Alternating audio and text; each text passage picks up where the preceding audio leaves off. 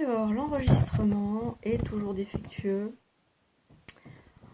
On marche sur un fil de funambule. Bon, je sais pas ce qu'il va m'accorder parce que là, du coup, il me dit rien, mais je pense qu'il va s'arrêter encore de manière pénible. Donc voilà, on va quand même essayer. On va bien voir ce que l'enregistrement nous accorde. C'est un petit peu comme la durée de vie, on ne sait pas combien de temps ça dure. Voilà. Donc clap 5 du Maléfice du doute. Parce que finalement, en réécoutant le clap 4, il fallait parler du combat de Jacob avec l'ange. Le combat de Jacob avec l'ange, c'est un truc c'est un petit peu comme Matrix. C'est-à-dire que toute la trilogie Matrix, c'est le combat de Neo avec l'ange, en fait. Et on le voit dans le final, hein, je vais spoiler pour ceux qui n'ont pas vu Matrix, mais dans le final, Neo se bat contre Smith. Et en fait, Smith c'est la face sombre de Neo. Voilà.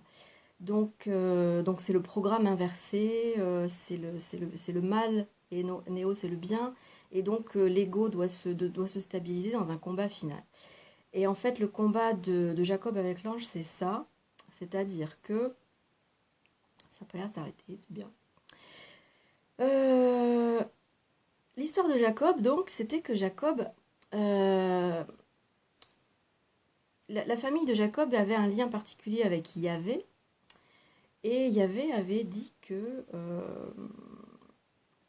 à Abraham, il me semble que Jacob est le fils d'Abraham, à vérifier, mais parce qu'on passe du coq à l'âne un petit peu là. Il y a Isaac et tout ça, enfin bon, je les mélange un petit peu des fois. Donc, et non, je crois que Jacob c'est le fils d'Isaac en fait. Et donc c'est le petit-fils d'Abraham. Et Jacob et Ésaü, c'est donc les fils d'Isaac, je pense. Et Jacob et Ésaü étaient deux enfants. Ésaü était le premier-né. Et la lignée d'Abraham était censée être bénie par Dieu. Et par elle devait s'accomplir le destin de l'humanité, la bénédiction de l'humanité et tout ça. Et donc l'humanité devait être résolue et accomplie grâce à la descendance d'Abraham. Voilà. Et donc Abraham a eu un fils Isaac, a eu des enfants, donc Jacob et Ésaü. Et Isaac était le porteur donc de cette bénédiction qui avait été donnée par Dieu et devait la donner à Ésaü en fait. C'était son droit d'aînesse, ce qu'on appelait comme ça le droit d'aînesse à l'époque. Et Ésaü était censé aussi, avec cette bénédiction, avoir aussi tout l'héritage matériel de son père. Abraham était quelqu'un de très très riche, hein, et donc Isaac a hérité de tous les biens et de tout le cheptel d'Abraham, et Ésaü devait en hériter. Seulement, Jacob avait fait un petit truc, il voulait cet héritage. Voilà. Mais Jacob n'était pas tellement intéressé par l'héritage matériel. Lui, ce qu'il voulait, c'était la bénédiction spirituelle, c'est-à-dire l'aspect philosophique, psychique de la bénédiction de Dieu. Il a fait un subterfuge. Il s'est fait. Alors, Ésaü étant très poilu, et Isaac étant devenu vieux et n'y voyant pas très clair, sur le lit de mort d'Isaac, il devait donc donner sa bénédiction à son fils aîné pour transmettre l'héritage. Et c'est Jacob qui est allé, vêtu d'une peau de bête, pour se faire passer pour Ésaü, qui est allé se faire bénir par Isaac. Et donc, ayant fait cela, il a proclamé à tout le monde que c'était lui qui avait eu le droit d'aînesse. Et donc, il avait eu ça par un subterfuge très, très, on va dire, un petit peu malhonnête, quoi. Voilà. Et puis, il a eu cet héritage, hein, parce que puisqu'il avait eu la bénédiction d'Isaac, Ésaü, il a pris sa queue entre les jambes, et puis il est parti, et il avait droit à rien du tout, quoi. Donc, après, il s'est débrouillé, hein, voilà, il en a pris son parti. Et c'est bien entendu Jacob, qu'on a appelé ensuite Israël, et que donc, d'où est né le peuple juif de Jacob. Le peuple juif de Jacob est né d'une malhonnêteté de Jacob. Et donc, dans ses vieux jours, dans ses vieux jours, façon de parler, Jacob s'est rappelé de ça, il avait des remords et tout ça, et puis il voulait le pardon de son frère, quoi. Et c'est là qu'il a eu la bataille avec l'ange. parce qu'il était dans un dilemme intérieur, donc il était dans son arbre de la connaissance. Il se disait, mon Dieu, si je vais voir Ésaü, je vais me faire zigouiller, il va me couper la tête. Enfin bon, il va sûrement encore m'en vouloir pour le tour de cochon que je lui ai fait. Et donc, il risque de me tuer, donc il vaut peut-être mieux pas que j'aille le voir. Et pourtant, je voudrais vraiment pas mourir avant d'avoir eu son pardon, quoi. Donc, il était vraiment, il balançait entre si je vais le voir, je vais avoir son pardon, mais je risque de mourir.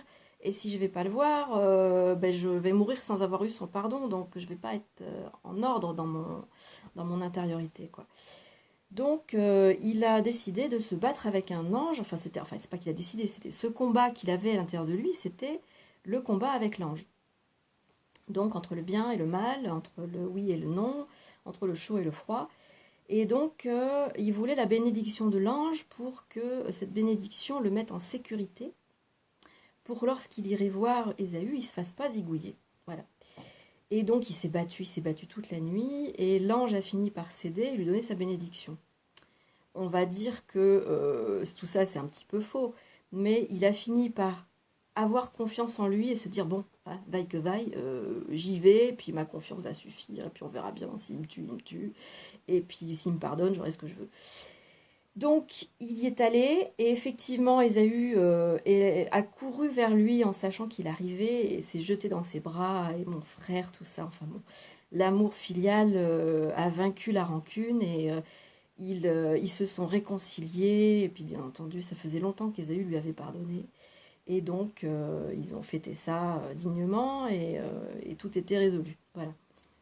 Et donc ce combat de Jacob avec l'ange est donc significatif de ce qu'il y a à faire en chacun de nous pour résoudre nos peurs, toutes nos peurs. C'est-à-dire que toutes nos peurs ont un combat avec l'ange à réaliser. Voilà. Je dirais qu'il n'y a pas forcément grand-chose d'autre à dire parce que à chaque fois qu'on va avoir une illusion, une croyance, une peur, ça va être une mémoire, qu'elle soit de cette vie présente ou de vie passée, elle sera à transcender dans un combat avec l'ange. Mais l'enjeu, on peut comprendre que l'enjeu, c'est-à-dire que le jeu à l'intérieur, quoi. Le jeu JEU et le jeu du moi aussi, c'est-à-dire le petit jeu qui croit en des choses qui ne sont pas réelles, quoi. Voilà, c'est le jeu du jeu, en fait, c'est de croire en des choses qui ne sont pas réelles et d'avoir peur de choses qui sont subjectives. Voilà. Le vrai problème de l'ego, ce n'est pas le libre arbitre de l'objectivité, c'est le libre arbitre de la subjectivité. Donc, le jeu de l'ego, le combat de l'ange, ça sera de conscientiser en chacun de nous tous les combats de l'ange qui sont d'ordre subjectif. D'ordre subjectif. Tous les libres arbitres de type objectif ne posent aucun problème parce que effectivement ils correspondent à la fonction du cerveau limbique qui est d'assurer la survie du corps, mais tous les combats psychiques subjectifs ne concourent pas à la survie du corps, bien au contraire, puisqu'ils barrent le passage de l'énergie source. Voilà. Donc il y a une erreur, il y a une ignorance, il y a un défaut d'aiguillage de l'énergie. Donc c'est à chacun d'en prendre conscience et de se prendre en main pour aiguiller l'énergie et ensuite en faire un bon usage. Voilà, c'était tout simple.